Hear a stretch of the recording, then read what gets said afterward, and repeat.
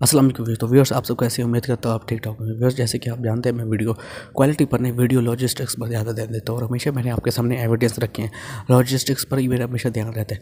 दोस्तों आज मंडे के दिन जो चाइना की मिलिट्री है उसने ये बयान दिया कि उन्होंने 3 दिन की जो मिलिट्री ड्रिल की थी अराउंड चाइना ताइवान के दोस्तों ताइवान के इर्द गिर्द उन्होंने 3 दिन की मिलिट्री जारी रखी थी जो कि अब ख़त्म हो चुकी है। दोस्तों उस मिलिट्री ड्रिल के बाद उन्होंने बयान दिया कि वो पूरी तरह से ही तैयार है कि अब वो ताइवान पर हमला कर सकते हैं और ताइवान पर कब्जा कर सकते हैं। दोस्तों जैसे कि आपको पता है कि China one policy one China को फॉलो करता है और वो कहता है कि वन चाइना पॉलिसी के तहत सब जो सारे ऑक्यूपाइड एरिया जो अलग सेपरेटिस्ट हो गए वो सबके चाइना का हिस्सा है।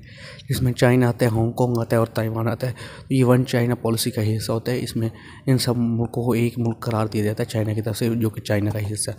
तो दोस्तों इसी तरह ताइवान को जो चाइना अपना प्रोविंस मानता है और अपने कई सारे स्पोर्ट्स में जैसे कि उसके मुल्क में कई सारे स्पोर्ट्स होते हैं उनमें हमेशा ही ताइवान के एक सूबाई परचम का इनेकाद किया जाता है और इस सूबाई परचम को वहाँ पर लहराया जाता है कि ताइवान भी हमारा एक हिस्सा है और वो भी हमारा प्रेफरेंस है। इसलिए वो हर खेल में शिरकत लेगा जो कि कौमी लेवल पर होगा चाइना के कौमियती लेवल पे। तो दोस्तों वहाँ पे ताइवान को भी शिरकत की जाती है, उनके झंडे को भी लगाया जाता है। तो चाइना हमेशा से ही ताइवान को अपना हिस्सा मानता रहा, लेकिन जो अमेरिका है वो हमेशा ही ताइवान की मिलिट्री सपोर्ट करता रहा है। इसके अलावा जो ताइवान के डिफेंस मिनिस्टर है उन्होंने कहा है कि उन्होंने 71 एयरक्राफ्ट प्लेन्स उन्होंने डिटेक्ट किए और उसके अलावा 8 जो है वॉरशिप्स हैं वो भी उन्होंने डिटेक्ट की है जो ताइवान के इर्द गिर्द घूम रही थी जो कि चाइना की थी। दोस्तों चाइना ने पूरी तरह से जो 3 दिन की मिलिट्री है पूरी तरह से चाइना ताइवान को घेर के की है और ये 3 दिनों में इसलिए ट्रेनिंग की गई है ताकि जंग के दौरान ताइवान को चारों तरफ से घेर लिया जाए और ना ही सिर्फ चारों तरफ से घेरा जाए बल्कि फ़ज़ाई लिहाज से भी उसे घेर लिया जाए ताकि इसके ज़रिए एक पूरा का पूरा जोन बनाया जाए ताइवान के इर्द गिर्द, ताकि कोई भी स्पोर्ट जो है ना, कोई भी वेपन स्पोर्ट किसी तरह की भी स्पोर्ट ताइवान को ना पहुंच सके और जंग एक जोन के अंदर चलती रहे और ताइवान पर जल्दी कब्जा पा ले। ये मिलिट्री डील की गई, लेकिन ये मिलिट्री डील करने का मकसद क्या था दोस्तों? इसकी सबसे बड़ी वजह थी जो कि ताइवान की जो प्रेसिडेंट है त्साई इन विन, उन्होंने जो है USA का दौरा किया था। US के जो हाउस सेक्रेटरी है उनसे भी मुलाकात की थी और US के हाउस विजिट की थी और वहाँ पर उनकी बड़े बड़े अहदेदारों से मीटिंग भी हुई है। सेंट्रल अमेरिका में भी हुई है उन्होंने उनकी मीटिंग और उसके बाद जो हाउस से हुई है ऑफिशियल हाउस से जो हुई है कैलिफोर्निया के अंदर, वहाँ पे उनकी बहुत ज़्यादा सीक्रेट मीटिंग्स हुई हैं। उनके अलावा कई सारे जंगी जो मंसूबों पर भी उन्होंने बातचीत की है और ये काफ़ी अहम मुलाकात समझी जाती है। इसकी वजह से चाइना ने धमकाने के लिए ताइवान के प्रेसिडेंट को ये मिलिट्री डील की है। 3 दिनों की ये मिलिट्री डील थी और इस 3 दिनों की मिलिट्री डील में बहुत पैसा खर्च हुआ दोस्तों। और ये पूरी ही मिलिट्री जो ड्रिल है ये ताइवान के इर्द गिर्द की है। पूरी तरह से ताइवान को घेर लिया गया था और उसके साथ मिलिट्री डील की है। उन्होंने लॉन्ग रेंज मिसाइल भी उन्होंने टेस्ट किया और कई तरह से दूसरे भी टेस्ट भी उन्होंने वहाँ पर इनेकाद किए गए थे, उनका भी वहाँ पर तजर्बा किया गया है। इसके अलावा जो फाइटर जेट्स है वो पूरी तरह से चारों तरफ से घिरे रखे। उन्होंने जो पूरी तरह से जो एयर स्पेस जो थी उनको कब्जे में रखा ताइवान की। ये 3 दिन का ड्रिल हुई थी और पूरी तरह से चाइना जो ताइवान का उसका घेरा किया हुआ था और घेरा करके ये मिलिट्री ड्रिल की गई। इसे बिल्कुल पीसफुल ड्रिल कहा गया था और इसके कहा गया था ये सिर्फ एक मिलिट्री ड्रिल है, लेकिन पूरी तरह से इन्होंने ताइवान को इसके अंदर घेरा हुआ था दोस्तों। इसके बाद देखिए जो इमैनुअल मैक्रोन है उन्होंने एक बहुत बड़ा झटका USA को दे दिया और ताइवान को भी साथ में दे दिया। उन्होंने ये कहा है कि जो यूरोप है वो बिल्कुल भी पॉलिसीज़ पर ना चले USA की पॉलिसीज़ पर और चाइना की पॉलिसी।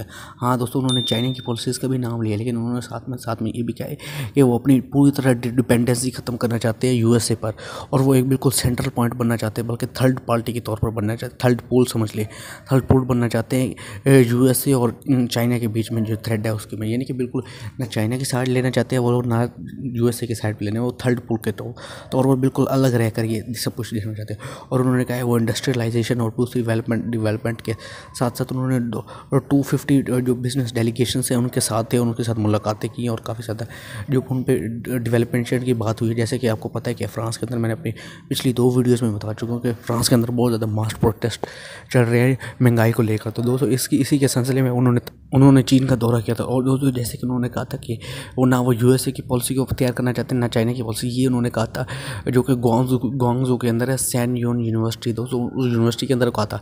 जबकि ग्वांगझू से बीजिंग जाते वक्त फ़्लाइट के अंदर ही उन्होंने एक जॉइंट जो मीटिंग हुई थी, जॉइंट मीटिंग जो होती थी न्यूज़ चैनल के साथ, द गार्डियंस के साथ, वहाँ पर उन्होंने मज़ीद अपनी बात एक्सप्लेनेशन देते हुए उन्होंने मज़ीद अपनी वजाहत सामने रखी थी कि अपनी बातचीत उन्होंने क्यों की। दोस्तों आपको जैसे कि मैं पिछली वीडियोस में बता चुका हूँ कि फ्रांस के अंदर बहुत ज़्यादा इन्फ्लेशन बढ़ने लगा है। जैसे इन्फ्लेशन की को काउंटर करने के लिए वो फ्रांस के प्रेसिडेंट ने जो है ना चाइना का दौरा किया और चाइना के साथ बड़ी बड़ी बिजनेस डील की हैं ताकि जो है चाइना के फ्रांस से इन्वेस्टर आ सके और काफ़ी ज़्यादा जो इन्फ्लेशन है उसको कम किया जा सके। दोस्तों इसलिए अब तक फ्रांस पूरी तरह से चाइना के साथ है और अपनी चाइना के साथ मिलिट्री कोऑपरेशन को भी बढ़ाना चाहते हैं। इसके साथ जो मिलिट्री इंडस्ट्रीज़ है उनको भी अपने फ्रांस के साथ बढ़ाना चाहते हैं।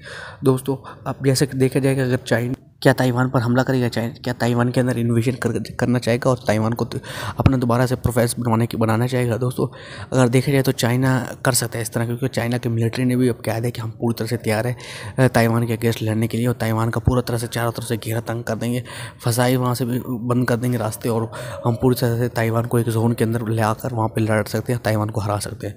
दोस्तों इस तरह देखा जाए तो मुमकिन लगता है ताइवान की मिलिट्री ने जो दावा किया वो दावा भी ठीक अपनी जगह पर है दोस्तों, लेकिन फिर भी अल्लाह बेहतर जानता है क्या होगा। दोस्तों इसी के साथ बड़ी बड़ी खबरों के साथ मेरे साथ बने रहिए और अपना बहुत ज़्यादा ख्याल रखिए। दोस्तों मेरे चैनल को प्लीज़ लाइक कीजिए, शेयर कीजिए और दोस्तों सब्सक्राइब ज़रूर कीजिए, सब्सक्राइब लाजमी करो।